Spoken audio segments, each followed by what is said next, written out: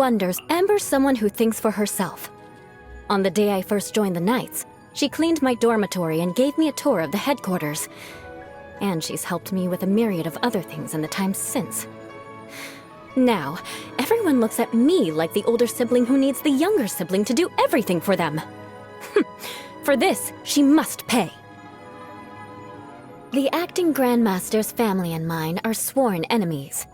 But she draws a clear line between professional and personal matters. She saw I was capable, admitted me into the Knights, and gave me lots of opportunities.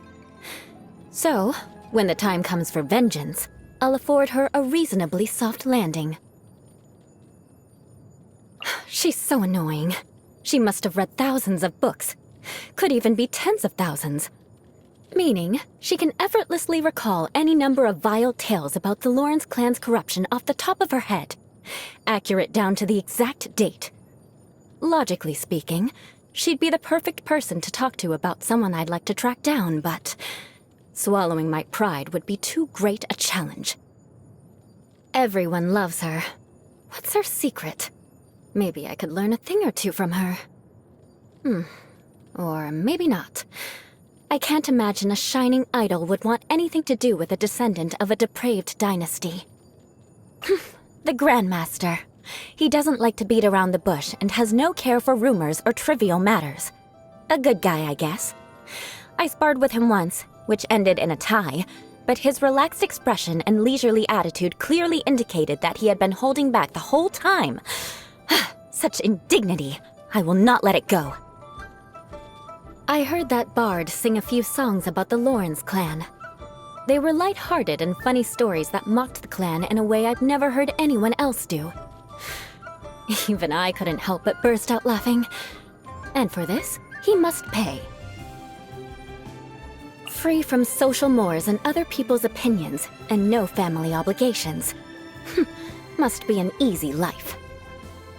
The alchemist.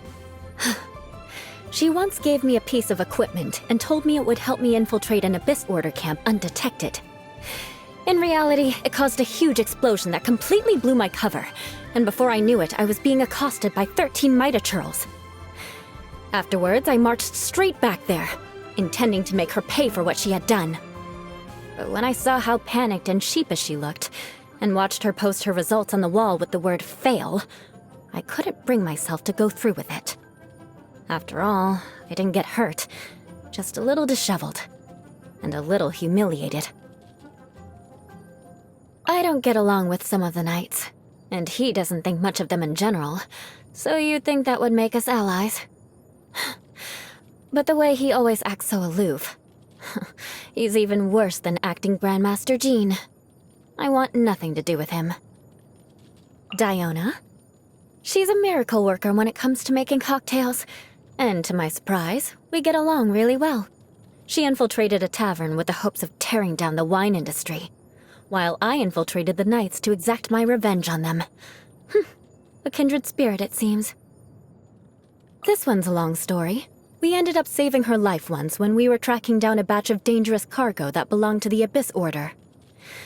The Abyss Order had packed it up like regular cargo and wanted it shipped from Dornman Port to Liyue Harbor. She was acting as a consultant for the merchant vessel, where she discovered something in the cargo, and then began to investigate, putting herself in grave danger. Had we arrived just a few minutes later, it's likely she wouldn't have been so fortunate. We've kept in touch ever since. I like how smart she is. She knows the rules, but she also knows how to be flexible and act according to the situation. A few of the Knights would do well to take a leaf out of her book. Also, with her smarts, maybe she could help me track someone down that I've been looking for. She does owe me a favor from last time, after all.